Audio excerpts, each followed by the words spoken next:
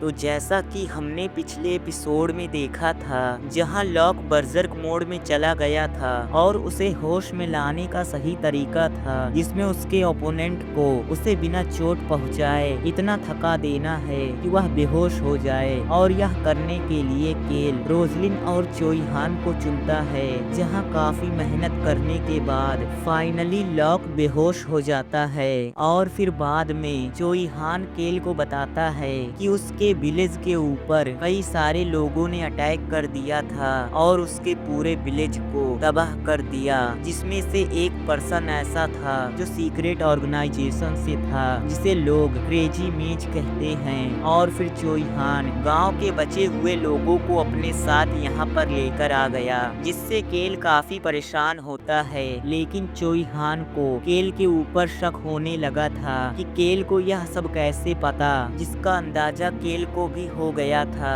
और वह चोईहान को यकीन दिलाने के लिए गॉड ऑफ डेथ के टेम्पल जाकर और गॉड ऑफ डेथ के सामने अपनी लाइफ की कसम खाकर चोईहान को कुछ बातें बताई। और केल अगर झूठ बोलता है तो वह तुरंत ही मारा जाएगा। और केल के सभी बातों को सुनकर चोईहान का डाउट क्लियर हो गया और फिर वह दोनों टेम्पल से रेसिडेंस की तरफ निकल जाते हैं। और अब आगे अगले सीन में हम देखते हैं जहां रॉन दरवाजे को नॉक करता है। नॉक की आवाज को सुनकर केल कहता है, हाँ तुम अंदर आ सकते हो। यह सुनकर रॉन कमरे के अंदर आ जाता है और उसके हाथ में लेमन टी होता है, जिसे लाकर वह सीधा केल के सामने रख देता है। जिसे देखकर केल उसे पीते हुए अपने मन में कहता है, मुझे सच में यह लेमन टी पीने का मन नहीं कर रहा, लेकिन फिर भी तभी रॉन केल से कहता है, क्या मैं आपसे एक रिक्वेस्ट कर सकता हूँ? केल कहता है, क्या एक रिक्वेस्ट? हाँ तुम मुझे बताओ। और फिर अपने मन में कहता है, मुझे यकीन नहीं हो रहा कि यह ओल्ड मैन मुझसे रिक्वेस्ट करने वाला है। आखिरकार वह मुझसे क्या कहेगा? और फिर रॉन से आगे कहता है, हाँ तुम मुझे बता सकते हो। वह अपने आप को रॉन के सामने बस एक चूहा समझ रहा होता है। तभी रॉन कहता है, क्या मुझे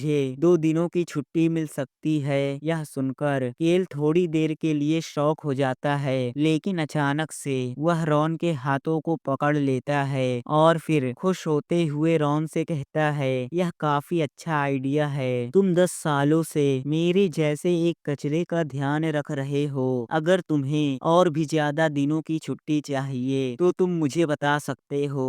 और फिर खुश होते हुए अपने मन में कहता है, यह काफी अच्छा है कि रॉन को छुट्टी चाहिए, लेकिन अच्छा ही होगा कि वह 2 दिनों के अंदर यहाँ पर वापस आ जाए, क्योंकि उसे कैपिटल में होने वाले इंसिडेंट में चोईहान के साथ रहना है। और फिर आगे अपने मन में कहता है, लेकिन मुझे यह सोचकर खुशी हो रही है कि मैं 2 दिनों तक इस असासिन के फेस को नहीं देखूंगा। तभी केल वहां से जाते हुए रॉन से कहता है, तुम मेरा यहीं पर 1 मिनट के लिए इंतजार करो। और फिर अपने डेस्क के पास चला जाता है और फिर रॉन से कहता है, ये लो हम देखते हैं। जहाँ केल के हाथों में पैसों का एक पाउच होता है और वह उस पाउच को रॉन को देते हुए कहता है, मुझे मालूम है कि यह ज्यादा कुछ नहीं है, लेकिन तुम अपने छुट्टी के दौरान इस पैसे का यूज करना और कुछ डिलीशियस फूड खाना। हम देखते हैं जहाँ रॉन केल के हाथों से उन पैसे को ले लेता है, लेकिन वह केल के ऐसे हरकत से काफी हैरान होता है और अपने मन में कहता है, क्या मैं अपने लिए कुछ डिलीशियस फूड को खरीदूं और अपने छुट्टी को एंजॉय करूं? और फिर आगे अपने मन में कहता है, मैं 10 सालों से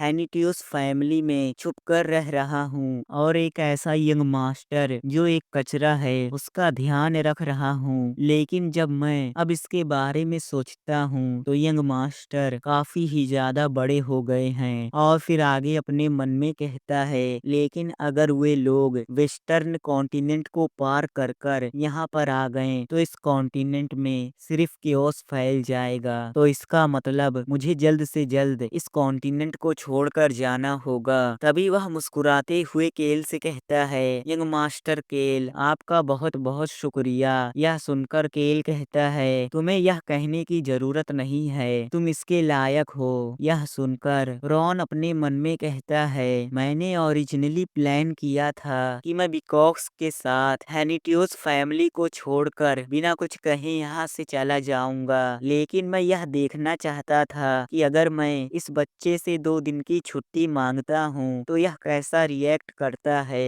लेकिन उसको चोई हान ने मेरे बारे में सब कुछ बता दिया और वह यह सब जानते हुए भी मुझसे यह सब कह रहा है। तभी रॉन काफी ही ज्यादा अजीब तरीके से कहता है, यंग मास्टर, यह काफी ही सारा पैसा है, क्या होगा अगर मैं इन सभी पैसे को लेकर यहाँ से भाग जाऊं, या फिर आप यह चाहते हैं कि मैं इन पैसों को लेकर यहाँ से भाग जाऊं और आप मुझे यहाँ से भगाना चाहते हैं। केल कहता है, तुम्हें यह कहने की जरूरत नहीं है क्योंकि मैं तुम्हारे पर्सनालिटी को जानता हूँ। अगर तुम्हें यहाँ से जाना होता तो तुम बिना कुछ कहे यहाँ से जा सकते थे, लेकिन तुम मुझसे यहाँ पर बात करने के लिए आए। क्या मैंने सही कहा? तभी केल हमें बताता है कि नोवेल के अंदर इसी समय रॉन हैनिटियोस फैमिली को छोड़कर चला गया था और उसने काउंट हैनिटियोस से भी कुछ नहीं कहा था, लेकिन वह कुछ समय के लिए चोई हान के पार्टी से अलग हो गया था।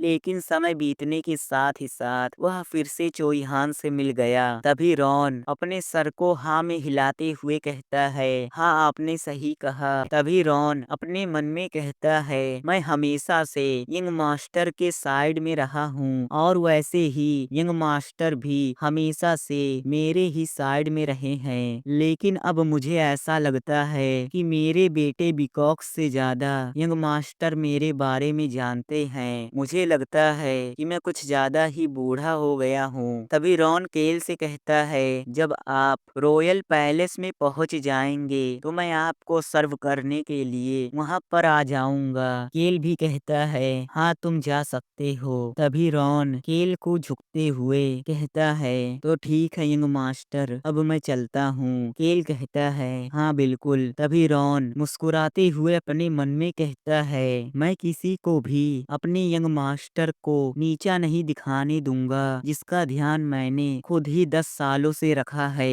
यहाँ से सीन शिफ्ट होता है, हम अगले सुबह का सीन देखते हैं जहाँ कोई दरवाजे को नॉक करता है। आवाज को सुनकर केल कहता है, हाँ तुम अंदर आ सकते हो। तभी हम उसके सामने हांस को देखते हैं जो मुस्कुराते हुए केल से कहता है, यंग मास्टर केल, गुड मॉर्निंग। मिस्टर रॉन यहाँ से जाने से पहले मुझसे कहा था कि मैं आपको लेमन टी देने के लिए आ जाऊं और आपको नहीं लगता कि मैं काफी ही ज्यादा अमेजिंग हूँ? केल कहता है, हाँ तुम थोड़े से हो। तभी हांस केल के सामने उस लेमन टी को आगे करते हुए कहता है, मिस्टर रॉन ने मुझसे कहा था कि मैं हमेशा आपको इसे सर्व करूं और यह करने के लिए मुझसे मिस्टर रॉन ने कहा था। यह सुनकर केल अपने मन में कहता है, आखिरकार रॉन सोच क्या रहा है, वह करना क्या चाहता है। तभी हम चोई हान को देखते हैं जहां हमें उसी रात का सीन दिखाया जाता है जहां चोई हान रॉन से कहता है, क्या तुम कहीं पर जा रहे हो? रॉन कहता है, हाँ तुमने सही कहा।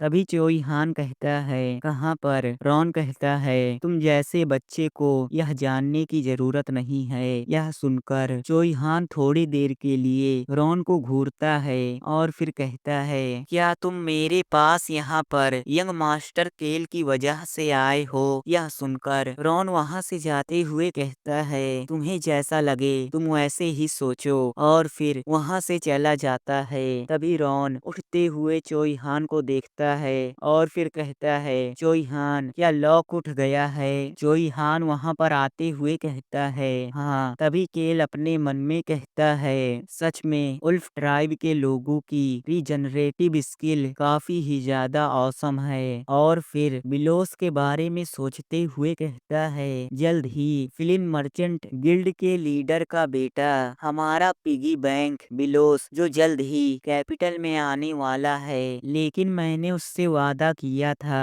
कि कैपिटल में पहुंचने के बाद हम दोनों साथ में ड्रिंक करेंगे। तभी वह चोई हान से कहता है, उन बच्चों और मर्चेंट का क्या हुआ? क्या वह अभी भी इनके अंदर रुके हुए हैं? चोई हान कहता है, मैंने सोचा कि आपके मीटिंग मीटिंग के बाद मैं उन्हें यहाँ से लेकर जाऊंगा। मीटिंग की बात को सुनकर केल हैरान होते हुए कहता है, क्या मीटिंग? तभी हांस केल को बताता है, यंग मास्टर केल, चोई हान उसी मीटिंग की बात कर रहा है जिसका इनविटेशन नॉर्थर्न नोबल ने दिया था। यह सुनकर केल अपने मन में कहता है, मैं सच में इसके बारे में पूरी तरीके से भूल गया था, और वैसे भी यह मीटिंग काफी ही ज्यादा इम्पोर्टेंट है, मुझे वहाँ पर जाना ही होगा। तभी हांस केल से कहता है, यंग मास्टर केल, और एक ऐसा गेस्ट है जो आपसे मिलना चाहता है। यह सुनकर केल कहता है, क्या तुम मिस रोजलिन के बारे में बात कर रहे हो? हांस कहता है, हाँ आपने सही कहा। तभी केल अपने मन में कहता है, रोजलिन काफी स्मार्ट पर्सन है, लेकिन मैं इतना यकीन से कह सकता हूँ कि उसने पहले कभी ड्रैगन को नहीं देखा है, लेकिन कल उसने जिस माना को फील किया था उसे उस माना से अंदाजा लग गया होगा कि उस तरह का माना सिर्फ ड्रैगन के पास होता है। तभी हांस केल से कहता है, उन्होंने मुझसे कहा कि अगर आपके पास टाइम हो तो वह आपसे कभी भी मिलने आ सकती हैं। तभी केल हांस से कहता है, मेरे रूम के अंदर मेरे लिए ब्रेकफास्ट को प्रिपेयर करो और उससे कहना कि अगर वह मुझे ज्वाइन करना चाहती है और मुझसे बात करना चाहती है तो वह मुझे ज्वाइन कर सकती है। हांस मुस्कुराते हुए कहता है, यंग मास्टर केल, मैं समझ गया। और फिर हंसते हुए केल से धीरे से कहता है, यंग मास्टर केल, आधा दिन बीत चुका है और आप आधे दिन से सो रहे थे, इसलिए अब लंच का समय है। और फिर हंसते हुए वहां से जाते हुए कहता है, मैं तुरंत ही जाकर लंच को प्रिपेयर करता हूँ। तभी केल हांस से कहता है, और तुम खिड़की को खोल देना। यह सुनकर हांस खिड़की को खोल देता है। हम खिड़की के बाहर देखते हैं जहाँ वहाँ पर एक पेड़ पर वही ड्रैगन बैठा हुआ होता है। और फिर केल कहता है, ब्लैक ड्रैगन काफी समय से अंदर नहीं आया है। और फिर आगे अपने मन में कहता है, यह काफी अजीब बात है क्योंकि वह पूरा रात खिड़की के पास वाले पेड़ पर ही सो रहा था। तभी चोई हान केल से कहता है, तो आप अपने मील को एंजॉय करिए, मैं यहाँ से लॉक के पास जाता हूँ। और फिर सिल्वर और रेड से कहता है, तुम दोनों उनका ध्यान रखना। तभी सिल्वर कहती है, आपको पता ही होगा कि हम काफी कमजोर हैं और हम किसी वुल्फ ट्राइब के लोग को नहीं मार सकते। अगर हम एक बार बर्जर्क मोड में चले जाते हैं तो यकीनन हम अपने माइंड को लूज कर देंगे और हमारी बॉडी पर हमारा कंट्रोल नहीं होगा। और फिर लॉक के बारे में सोचते हुए कहते हैं, हमें जानना होगा कि आखिरकार लॉक उस तरह के पावर को कैसे रिलीज कर पा रहा था, हमें जल्द से जल्द इसके बारे में जानना होगा।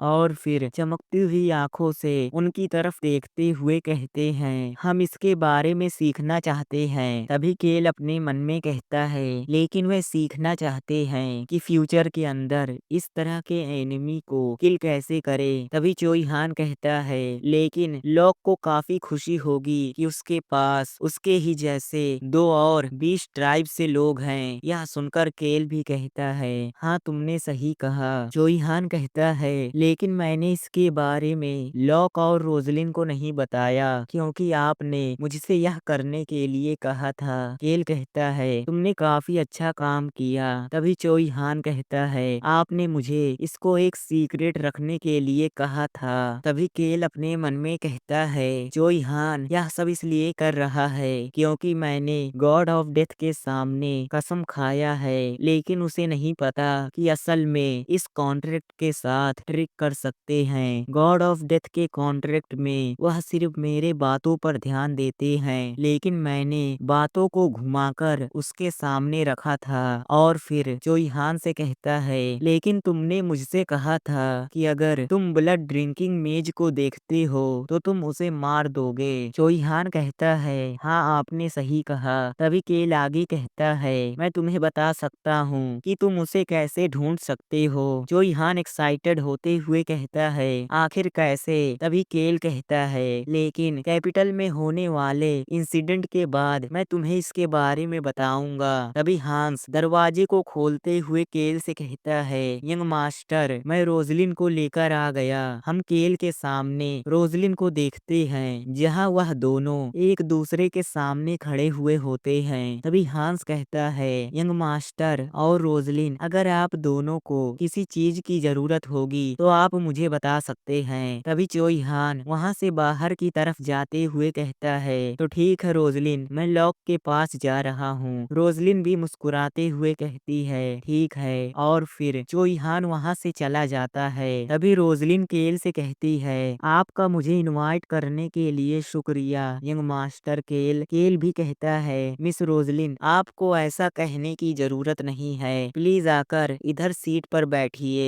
लेकिन मैं इतना यकीन से कह सकता हूँ कि हमारे पास डिस्कस करने के लिए काफी चीजें हैं। रोजलिन भी मुस्कुराकर कहती है, यंग मास्टर, क्या आपको किसी को पीटना अच्छा नहीं लगता? तभी केल अपने साइड में देखता है और फिर खिड़की की तरफ देखते हुए कहता है, अब तुम अंदर आ सकते हो। तभी रोजलिन को खिड़की के पास से काफी ही ज्यादा पावरफुल माना फील होता है, जिसे फील कर कर रोजलिन के हाथ कांपने लगते हैं और फिर वह हैरान होते हुए कहती है, ड्रैगन, क्या यह एक ड्रैगन है? तभी हम देखते हैं जहाँ ड्रैगन कमरे के अंदर आ गया होता है और वह खाने के मेज पर बैठा हुआ होता है। तभी केल ड्रैगन से कहता है, तुम अपने आप को इंट्रोड्यूस करो। और फिर ड्रैगन अपने ऊपर से इनविजिबल होने वाले मैजिक को हटा देता है, जिसकी वजह से वह पूरी तरीके से विजिबल हो जाता है। ड्रैगन को देखकर रोजलिन काफी हैरान होती है और नर्वस भी होती है। तभी हम ड्रैगन को देखते हैं जो केल से कहता है, मुझे भूख लगी है। तभी केल भी कहता है, तुम्हारे सामने जो कुछ भी रखा है तुम उसे खा सकते हो। और फिर रोजलिन से मुस्कुराते हुए कहता है, तो अब हमें भी खाना चाहिए। रोजलिन भी हिचकिचाते हुए कहती है, ठीक है, और फिर जाकर एक सीट पर बैठ जाती है।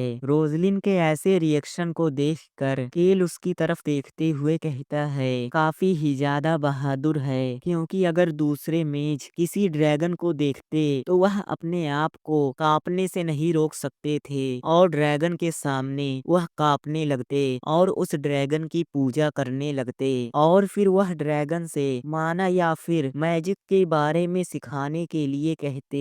एक ड्रैगन का मैजिक इतना पावरफुल होता है जिसकी वजह से कॉन्टिनेंट का कोई भी मेज पागल हो जाएगा। तभी केल रोजलिन से कहता है, तुम जितने दिन चाहो यहाँ पर रुक सकती हो। तभी रोजलिन कहती है, यंग मास्टर केल, मैं 3 चीजों को लेकर काफी ही ज्यादा क्यूरियस हूँ। और फिर कल के इंसिडेंट के बारे में सोचते हुए केल से कहती है, लेकिन उनमें से एक चीज क्लियर हो गया है और सिर्फ अब यहाँ पर 2 ही चीजें हैं जिसको लेकर मैं क्यूरियस हूँ। क्या मैं आपसे पूछ सकती हूँ? केल कहता है, हाँ, तुम मुझसे पूछ सकती हो। तो ठीक है, मेरा पहला क्वेश्चन, हम सभी बिना इनवाइट किए आपके इस रेसिडेंस में आ गए और वैसे भी मैं एक मेज और एक नोवेल हूँ, लेकिन फिर भी क्या आपको अनजान लोगों के साथ चिंता नहीं होती? यह सुनकर केल मुस्कुराते हुए कहता है, ऐसा इसलिए है क्योंकि तुम सभी को चोईहान यहाँ पर लेकर आया है और वही एक ऐसा पर्सन है जिसके ऊपर मैं ट्रस्ट कर सकता हूँ। यह सुनकर रोजलिन कहती है, मैं समझ गया। और तीसरी चीज जिसको लेकर मैं क्यूरियस हूँ, आप एक नोवेल है फिर भी आप मुझसे काफी ही ज्यादा रिस्पेक्टफुली बात कर रहे हैं, क्योंकि रोजलिन को लग रहा था कि केल को नहीं पता है कि रोजलिन की असली आइडेंटिटी क्या है, लेकिन केल को सब पता है कि असल में वह ब्रेक किंगडम की एक प्रिंसेस है। और फिर केल रोजलिन से कहता है,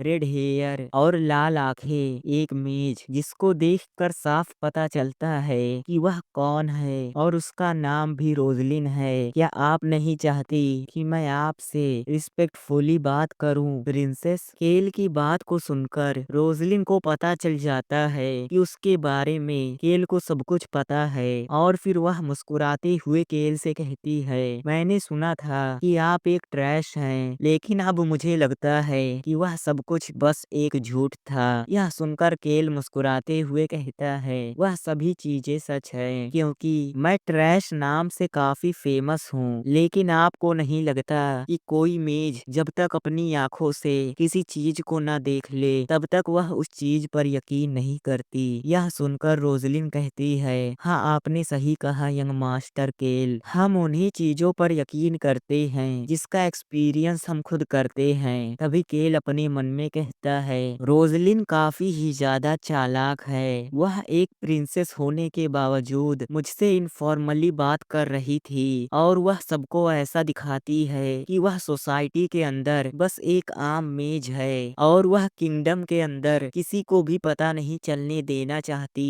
कि असल में वह एक मेज है और उसकी मेज की आइडेंटिटी उसके लिए काफी ही ज्यादा इम्पोर्टेंट है। तभी केल कहता है, योर हाइनेस। तभी रोजलिन कहती है, तुम मुझे रोजलिन कहो। केल कहता है, तो ठीक है मिस रोजलिन, क्या आपके पास और भी क्वेश्चन है? रोजलिन कहती है, नहीं। और फिर केल से आगे कहती है, यंग मास्टर केल, मुझे नहीं लगा था कि आप मेरे साथ इसमें इन्वॉल्व होंगे। और फिर अपने मन में कहती है, मैं एक प्रिंसेस हूँ। उसके बारे में जानने के बावजूद जब उसने मुझसे यहाँ पर रुकने के लिए कहा तो मुझे कुछ भी नफरत या फिर डिसरिस्पेक्टफुल फील नहीं हुआ। अगर मुझे पता होता कि मुझे इस तरह का ट्रीटमेंट मिलेगा तो मैं शुरुआत में ही अपने आइडेंटिटी को रिवील कर देती। और वैसे भी उसी ने लॉक के सिचुएशन के बारे में हम सभी को बताया है और वह उसका बेनिफैक्टर है। तभी केल कहता है, मैं बस ऐसा एक्ट करूंगा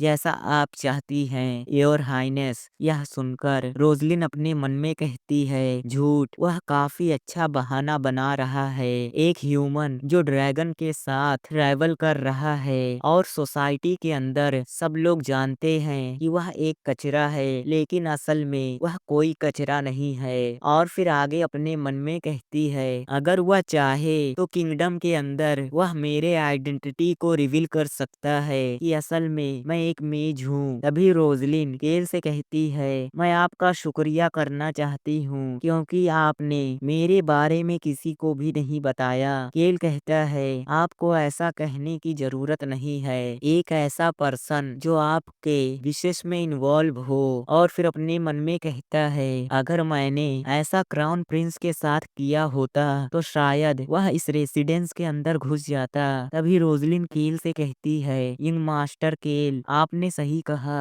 और यहाँ पर रुकने देने के लिए आपका शुक्रिया। मैं बिना किसी परेशानी खड़ी किए अपने सभी कामों को कर लूंगी। और आपका इस खाने के लिए भी शुक्रिया। और फिर धीरे धीरे ड्रैगन के खाने के पास अपने हाथ को आगे करने लगती है, लेकिन उससे पहले ही उस प्लेट के ऊपर ड्रैगन अपने हाथ को रख देता है और फिर गुस्से में रोजलिन से कहता है, तुम अपने खाने को खाओ या खाना मेरा है। यह सुनकर वहाँ पर थोड़ी देर के लिए सन्नाटा फैल जाता है और रोजलिन उसी ड्रैगन की तरफ काफी ही ज्यादा हैरान होकर देख रही होती है, जहाँ दूसरी तरफ ड्रैगन भी काफी गुस्से में रोजलिन की तरफ देख रहा होता है। तभी हम केल को देखते हैं जो अपने खाने को ड्रैगन की तरफ आगे करता है और फिर रोजलिन केल की तरफ देखती है, जहाँ केल अपनी 4 उंगली को ऊपर करता है और फिर रोजलिन से कहता है, वह 4 साल का है। इस बात को सुनकर रोजलिन काफी ही ज्यादा शॉक हो जाती है और फिर खुश होते हुए ड्रैगन की तरफ देखते हुए कहती है, क्या 4 साल? तभी हम ड्रैगन को देखते हैं जो रोजलिन की तरफ से अपने फेस को दूसरी साइड कर लेता है। इस बात को टालने के लिए केल रोजलिन से कहता है, तो अब हमें अपने खाने को खाना चाहिए। रोजलिन भी कहती है, हाँ आपने सही कहा। अगले सीन में हम कैरेज को देखते हैं, जहाँ हम कैरेज के अंदर का सीन देखते हैं। जो ईहान केल से कहता है, अगर ऐसा कुछ है जिसके अंदर मैं आपकी मदद कर सकता हूँ तो प्लीज मुझे आप इसके बारे में बताइए। यह सुनकर केल कहता है, तुम्हें इस बारे में जानने की जरूरत नहीं है। और फिर अपने मन में कहता है, वे सभी नोबल्स जिनके साथ मैं मीटिंग करने वाला हूँ उन्हें मेरे बिहेवियर के बारे में पता है कि पास्ट में मेरा बिहेवियर कैसा था, लेकिन मुझे केयरफुल रहना होगा, नहीं मैं काफी ही ज्यादा परेशानी में पड़ जाऊंगा। आखिरकार मैं एक ट्रैश दिखने के लिए क्या करूं? तो ठीक है, मैं पूरी तरीके से एक कमीने की तरह एक्टिंग करूंगा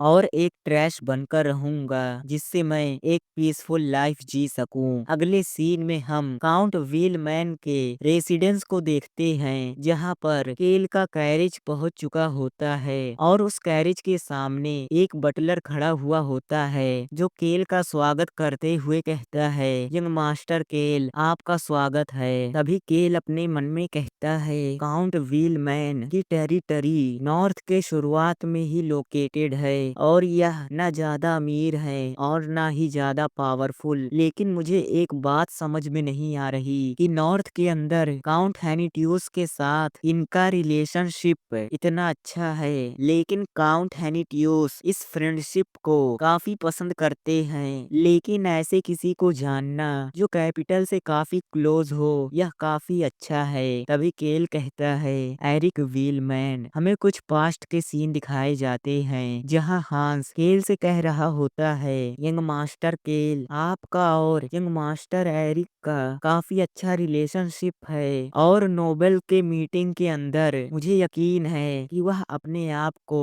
स्मार्ट दिखाने की कोशिश नहीं करेंगे और वह सभी लोगों से काफी क्लोज होते हैं। इन सभी बातों को सोचते हुए केल अपने मन में कहता है, जैसा हांस ने कहा था, अगर मैं उस बात पर ध्यान दूं तो एरिक और केल काफी क्लोज हैं, लेकिन अगर मैं इंफॉर्मेशन के हिसाब से बात करूं तो एरिक कोई ट्रैश नहीं है। तभी हम देखते हैं जहां वह दोनों रेसिडेंस के सामने पहुंच चुके होते हैं और बटलर केल से कहता है, यंग मास्टर, मैं आपको अंदर का रास्ता दिखाता हूँ। केल कहता है, तो ठीक है, और फिर अपने मन में कहता है, मुझे समझ में नहीं आ रहा कि उनसे मिलने के बाद मैं किस तरह की एक्टिंग को करूंगा, लेकिन अंत में मुझे इसके बारे में ज्यादा चिंता करने की जरूरत नहीं है। अगले सीन में हम किसी पर्सन को देखते हैं जो कहता है, केल। यह सुनकर केल उसकी बात को काफी ध्यान से सुनने लगता है, जिसको देखकर वह पर्सन हैरान होते हुए कहता है, तो आखिरकार तुम अपने इस बड़े भाई की बात को सुन रहे हो। मुझे लगता है कि तुम आज ज्यादा परेशान नहीं हो। तभी साइड में बैठी हुई एक लेडी कहती है, हाँ उसने सही कहा यंग मास्टर केल, मैंने सुना है कि आपको फॉर्मेलिटीज पसंद नहीं है। तभी दूसरा पर्सन कहता है, यंग मास्टर केल, मुझे नहीं लगता कि आप ज्यादा परेशान हैं। तभी वही पर्सन यानी कि यंग मास्टर एरिक चिल्लाते हुए कहता है, हाँ तुमने सही कहा, तुम्हें कुछ करने या फिर कहने की जरूरत नहीं है, तुम बस यहाँ पर रुके रहो और तुम्हारे लिए हम सभी चीजों का ध्यान रख लेंगे क्योंकि तुम्हें बेकार चीजों से नफरत है। इन सभी बातों को केल सुन रहा होता है और फिर अपने मन में कहता है, यह काफी बड़ा बेवकूफ है। और फिर आगे कहता है, तुम सभी की बात को सुनकर मुझे काफी अच्छा लगा। तभी एरिक कहता है, तुम, लेकिन वह अपने बात को बदलते हुए कहता है, हाँ तुमने सही कहा और तुम इन सब में काफी अच्छे हो। उसकी बात को सुनकर केल अपने मन में कहता है, एरिक काफी अजीब है, लेकिन वह इन सब के बारे में काफी चिंता करता है, लेकिन इसका यह मतलब नहीं है कि वह कोई डरपोक है। तभी एरिक केल से आगे कहता है, नॉर्थ के कुछ नोबल्स तुम्हारे फैमिली का एलाई बनना चाहते हैं, जिसके साथ ही साथ मार्केस स्टैन या फिर दूसरे ड्यूक इसके लिए जरूर कोशिश करेंगे, लेकिन तुम्हें चिंता करने की जरूरत नहीं है। मैं इन सभी बातों का ध्यान रख लूंगा। पूरे 10 पिलर फैमिलीज हैं, जिनमें से सिर्फ 4 ही ऐसी फैमिलीज हैं जिसने किसी भी फैमिली के साथ कोई भी एलाई फॉर्म नहीं किया है, और इन चारों फैमिलीज में हैनिट्यूस फैमिली भी आता है। दूसरे सभी नोबल्स हाई रैंकिंग नोबल्स के साथ एलाई फॉर्म करना चाहते हैं और इसी वजह से यह सभी काफी ही ज्यादा केयरफुल हैं। लेकिन 4 फैमिली जो इसी चीज पर फोकस कर रहे हैं, और वैसे भी हैनिट्यूस फैमिली नॉर्थ का सबसे पावरफुल फैमिली है और इसी वजह से वह कोई भी एक्सीडेंट नहीं होने देना चाहता। तभी केल कहता है, यह सुनने में काफी अच्छा लग रहा है। एरिक भी कहता है, हम सभी सोच रहे हैं कि हम साथ में जाकर क्राउन प्रिंस को ग्रीट करें। मुझे मालूम है कि तुम्हें इन सब में काफी परेशानी होती है, लेकिन तुम्हें बस हमारे साथ चलकर क्राउन प्रिंस को ग्रीट करना है और सभी चीजों का ध्यान मैं खुद ही रख लूंगा। यह सुनकर केल अपने सर को हाँ में हिलाता है, जिसे देखकर वह तीनों काफी खुश हो जाते हैं और फिर ड्रिंक करने लगते हैं। तभी केल कहता है, इसका टेस्ट काफी अच्छा है।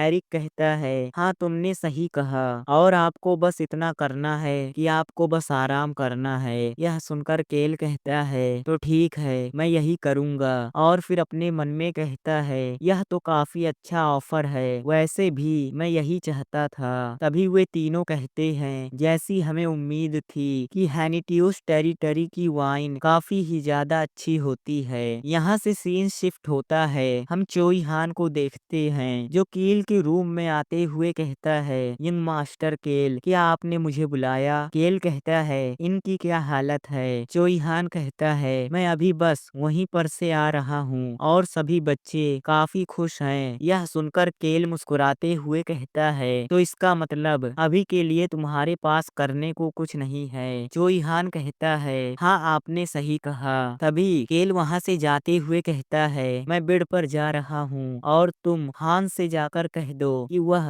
दरवाजे के बाहर खड़ा ना रहे और जाकर सो ले। यह सुनकर चोई हान केल से पूछता है, क्या आप बाहर जा रहे हैं? केल कहता है, हाँ तुमने सही कहा, हम पिछली बार की तरह कहीं पर जा रहे हैं, इसलिए तुम मेरे रूम के अंदर आ जाना। तभी चोई हान कहता है, क्या आप और मैं बस, क्या हमारे साथ सिल्वर और रेड नहीं चलेंगे? तभी ड्रैगन कहता है, मैं भी जा रहा हूँ। हम ड्रैगन को देखते हैं जो उनके ही ऊपर होता है और अपने इनविजिबल मैजिक को हटा लिया होता है। तभी केल मुस्कुराते हुए कहता है, असल में हम तीन इस मिशन पर जाएंगे। चोई हान कहता है, क्या हम किसी चीज को डिस्ट्रॉय करने जा रहे हैं? केल कहता है, नहीं बिल्कुल भी नहीं। और फिर चोई हान से कहता है, और तुम मेरे रूम के अंदर जल्दी से आ जाना और एक हैट को पहन लेना। चोई हान कहता है, हाँ मैं समझ गया। और फिर केल अपने मन में कहता है, आखिरकार चोई हान हमेशा अजीबो गरीब सोच क्यों रखता है। अगले सीन में हम केल के रूम को देखते हैं, जहाँ पर यह चोई हान केल के रूम के अंदर आ गया होता है और फिर दरवाजे को लॉक कर देता है। तभी हम ड्रैगन को देखते हैं, जो केल के कानों में कहता है, तुम्हें पता है कि तुम असल में सो नहीं सकते, हमें अभी कहीं पर जाना है। ड्रैगन की बात को सुनकर केल अपने मन में कहता है, ऐसा लग रहा है कि मैं कोई 4 साल का बच्चा हूँ। और फिर केल उठकर बेड के ऊपर बैठ जाता है और फिर खिड़की की तरफ देखता है, जहाँ पर चोई हान एक रोब को पहन कर आ गया होता है। और केल कहता है, तो तुम यहाँ पर आ गए। और फिर अपने बेड से उठकर अपने सर पर एक हैट को पहन लेता है और फिर कहता है, मुझे लगता है कि तुम्हारे ऊपर इस रोब के अलावा हैट ज्यादा अच्छा लगेगा। तभी चोई हान ड्रैगन की तरफ देखते हुए ड्रैगन से कहता है, क्या तुम इसी तरह हमें फॉलो करोगे? ड्रैगन कहता है, मैं इनविजिबल हो सकता हूँ। ड्रैगन की बात को सुनकर चोई हान कहता है, मैंने सुना है कि ड्रैगन अपने आप को ह्यूमन में ट्रांसफॉर्म कर सकते हैं, तो क्या तुम्हें ह्यूमन के अंदर ट्रांसफॉर्म नहीं हो जाना चाहिए? यह ज्यादा कंफर्टेबल होगा। चोई हान की बात को सुनकर ड्रैगन मुंह फुलाते हुए कहता है, मुझे ह्यूमन से नफरत है और मैं उनकी तरह नहीं दिखना चाहता। और वैसे भी उसने मुझसे कहा था कि मैं इसी तरह काफी ही ज्यादा कूल और औसम दिखता हूँ। ड्रैगन की बात को सुनकर चोई हान ड्रैगन से पूछता है, इस बात को तुमसे किसने कहा था? यह सुनकर ड्रैगन केल की तरफ घूरने लगता है। तभी केल कहता है, सच में ड्रैगन काफी ही ज्यादा कूल होते हैं। चोई हान भी कहता है, हाँ आपने सही कहा। तभी ड्रैगन अपने इनविजिबल पावर का यूज करते हुए अपने आप को गायब कर लेता है। तभी हम चोई हान को देखते हैं, जो खिड़की से नीचे की तरफ देखते हुए कहता है, यंग मास्टर केल, यह कमरा तो काफी ऊंचा है, क्या मुझे आपको कैरी कर कर ले जाना चाहिए? तभी केल ऊपर की तरफ इशारा करता है और फिर उसके चारों तरफ मैजिक शील्ड जैसा कुछ बन जाता है और फिर वह हवा में उड़ने लगता है। और फिर केल मुस्कुराते हुए कहता है, ड्रैगन सच में ग्रेट होते हैं। यह सुनकर ड्रैगन भी कहता है, हाँ तुमने सही कहा, मैं काफी ही ज्यादा महान हूँ। ड्रैगन के ऐसे पावर को देखकर चोई हान काफी हैरान होता है और फिर कहता है, तो सच में ड्रैगन काफी ही ज्यादा ग्रेट होते हैं। अगले सीन में हम रूम के बाहर का सीन देखते हैं, जहाँ चोई हान चारों तरफ देखते हुए केल से कहता है, बाहर सब कुछ ठीक है, इसलिए अब यहाँ पर आप आ सकते हैं। यह सुनकर केल ड्रैगन की मैजिक की हेल्प से ऊपर से नीचे की तरफ आ जाता है और फिर ड्रैगन की तरफ देखते हुए अपने मन में कहता है, मैंने जितना सोचा था, लेकिन लेकिन ब्लैक ड्रैगन का मैजिक स्किल उससे भी ज्यादा स्ट्रांग है और वह अभी से ही हाई टायर मेज के लेवल के मैजिक का यूज कर पा रहा है। अब मुझे कोई भी हैरानी नहीं हो रही कि जब उसने कहा था कि एक अडल्ट ड्रैगन जब भी चाहे एक पूरे किंगडम को तबाह कर सकता है, लेकिन अगर मुझे बस एक बार the ancient power sound of the wind मिल जाए तो मुझे इसकी मदद की जरूरत नहीं होगी और मुझे हर जगह इन दोनों को लेकर जाने की जरूरत नहीं पड़ेगी। और फिर केल हमें साउंड ऑफ द विंड के बारे में बताता है जो केल की थर्ड एंशिएंट पावर होने वाली है जिसे केल ऑब्टेन करना चाहता है। अगर मुझे वह एंशिएंट पावर चाहिए तो मुझे लेडी एमिरल के टेरिटरी में जाना होगा और वह टेरिटरी रोन किंगडम के नॉर्थ में लोकेटेड है। मुझे अपनी फैमिली में वापस से लौटने से पहले वह एंशिएंट पावर चाहिए, लेकिन मुझे थोड़ी सी चिंता है क्योंकि वह टेरिटरी ओशियन के पास लोकेटेड है और मुझे सभी कामों को काफी शांति से करना होगा। वैसे भी वेल ट्राइब और मरमेड वॉल्यूम 4 के अंदर अपीयर होंगे, इसलिए मुझे काफी शांति से सभी कामों को करना होगा।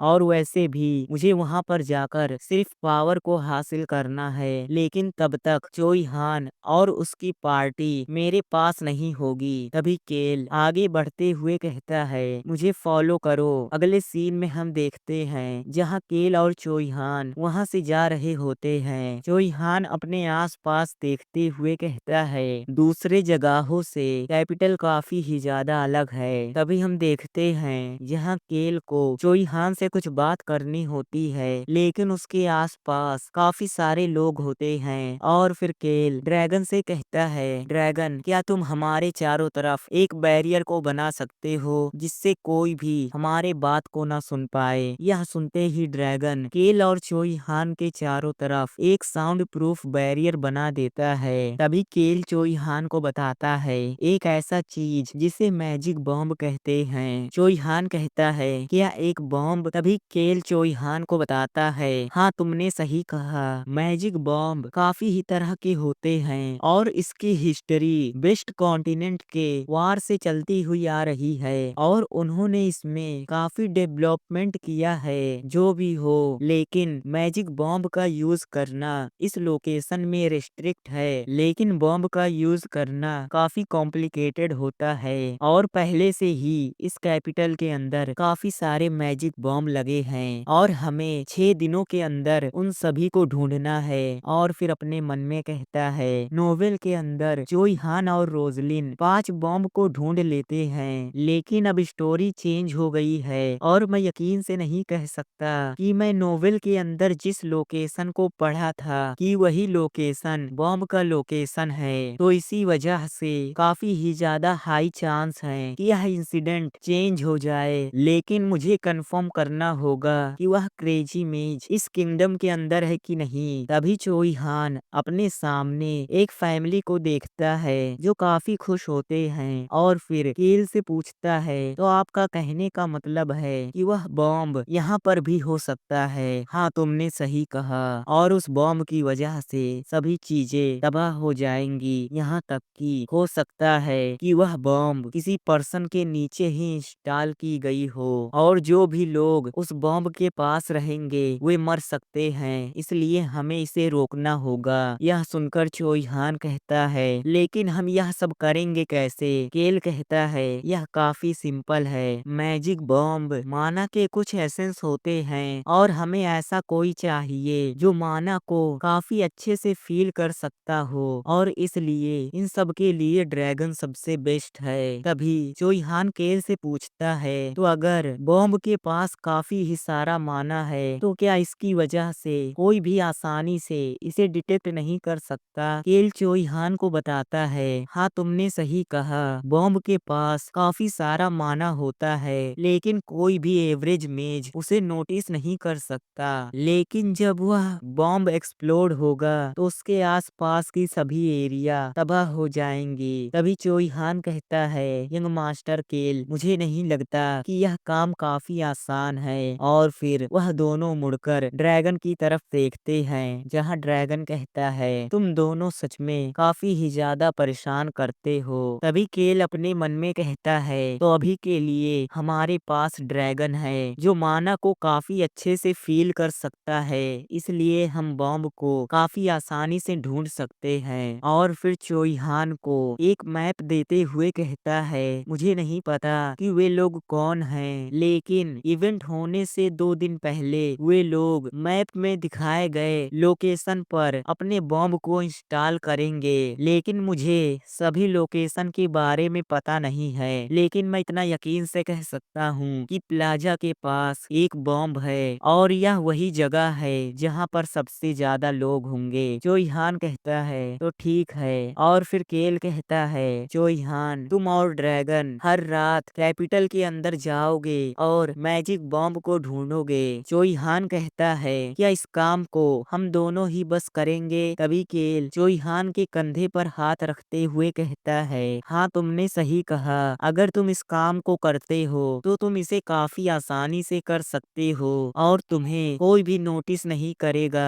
क्योंकि तुम काफी टैलेंटेड हो। तभी चोइहान केल से पूछता है, अगर हम उस बॉम्ब को ढूंढ लेते हैं तो हम फिर उसका क्या करेंगे? यह सुनकर केल कहता है, उसे अभी के लिए छोड़ दो, इंसिडेंट के दिन ही हम उस बॉम्ब से छुटकारा पाएंगे। चोइहान पूछता है, क्या मैं पूछ सकता हूँ आखिर क्यों? तभी केल बताता है, क्या तुम उस क्रेजी मेज को ढूंढना नहीं चाहते? हमें बस अभी के लिए उस बॉम्ब के लोकेशन को ढूंढना है और उस बॉम्ब को वैसे ही छोड़ देना है, क्योंकि जिसने भी उस मैजिक बॉम्ब को बनाया है उसे उस मैजिक बॉम्ब को एक्टिवेट करना होगा। यह सुनकर चोइहान कहता है, तो क्या उसी दिन हम उस क्रेजी मेज को पकड़ेंगे? अभी केल कहता है, पहला हमें सभी बॉम्ब को ढूंढना है और अगर तुम बॉम्ब को पहले ही ढूंढ लेते हो तो तुम्हें उन सभी लोगों को फॉलो करना है जिन्होंने उस बॉम्ब को इंस्टॉल किया है। और फिर अपने मन में कहता है, उन लोगों को ढूंढना काफी मुश्किल है, लेकिन अगर माना फ्लक्चुएशन होने लगा तो बॉम्ब को ढूंढना और भी ज्यादा मुश्किल हो जाएगा। और इसी वजह से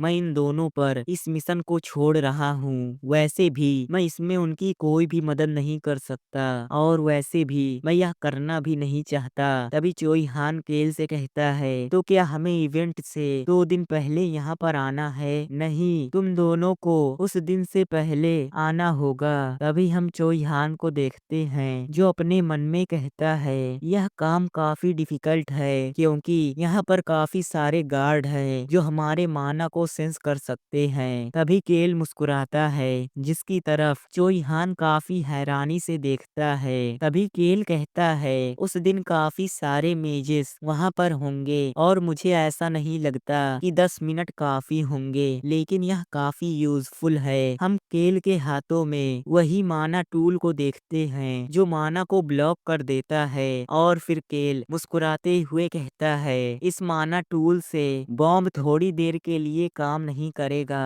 और मुझे लगता है कि यह माना टूल काफी यूजफुल होने वाला है। और फिर केल आगे कहता है, यह सभी माना को ब्लॉक कर देगा जिससे सभी बॉम्ब 10 मिनट के लिए काम नहीं करेंगे और उतने समय में हमें सभी लोगों को बचाना होगा। और जब ऐसा समय आएगा तो सभी ह्यूमंस और बीस्ट पीपल को साथ में मिलकर काम करना होगा और इसके अंदर चोइहान और ड्रैगन का सबसे बड़ा रोल है। तभी चोइहान केल से कहता है, यंग मास्टर केल, क्या हम यही करने जा रहे हैं? केल कहता है, यह इस वजह से है क्योंकि तुम्हें इसे करना चाहिए। और फिर एक साइड इशारा करते हुए कहता है, मैं तुम्हारा यहाँ पर इंतजार करूंगा और आज वापस आने से पहले इस सिटी का 11 बार चक्कर लगाना और उस बॉम्ब को ढूंढना। केल की बात को सुनकर चोइहान भी अपने मन में कहता है, मुझे समझ में नहीं आ रहा कि वे हमारे साथ क्यों नहीं जा रहे। तभी केल कहता है, यहाँ पर काफी ठंडी है। जिस बात को सुनकर चोइहान केल से कहता है, मुझे लगता है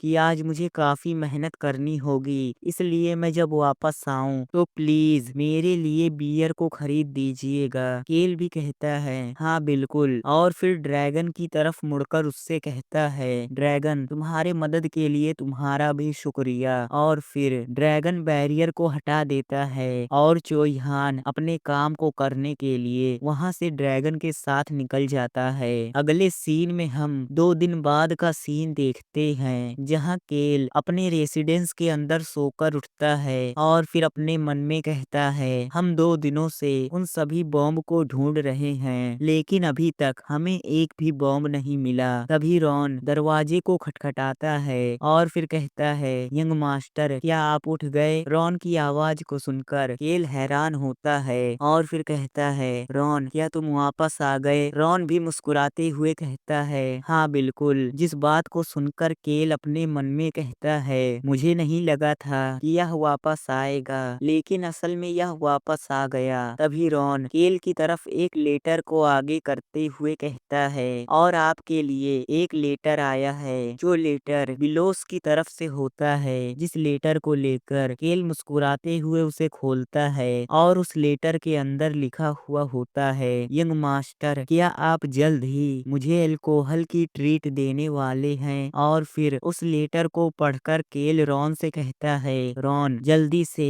बेस्ट वाइन के बोतल को तैयार करो। और फिर बैठते हुए अपने मन में कहता है बिलोस जल्द ही कैपिटल में आने वाला है, इसका मतलब मेरे पास ज्यादा समय नहीं है, मुझे जल्द ही क्राउन प्रिंस से मिलना होगा। तभी रॉन साइड से कहता है यंग मास्टर क्या आपको याद है कि आपको कल नहीं बल्कि उसके अगले दिन पैलेस में जाना है? प्लाजा में फेस्टिवल को किंग के अनाउंस करने से पहले सभी नोबल्स को क्राउन प्रिंस से मिलना होगा। जिस बात को सुनकर केल अपने मन में कहता है यह मीटिंग ना ही सीरियस है और ना ही कोई दावत, बल्कि यह कुछ अजीब है और इस मीटिंग को विंग ऑफ द पैलेस के अंदर सेट किया गया है, जहां पर आमतौर पर इम्पोर्टेंट मीटिंग होती है। लेकिन टेलर और केज क्या अपने काम को अच्छे से कर रहे होंगे? मार्केस स्टैन फैमिली का बड़ा बेटा जिसे अबेंडेंड कर दिया गया और प्रिस्टेस केज, मुझे यकीन है कि वे दोनों ठीक होंगे। तभी वह अजीब सा फेस बनाते हुए परेशान होते हुए अपने मन में कहता है रुको, आखिरकार मैं उन दोनों को लेकर इतना चिंता क्यों कर रहा हूँ? लेकिन मैं पैलेस के अंदर जाने के बाद वहाँ पर कुछ भी नहीं करूँगा और आराम से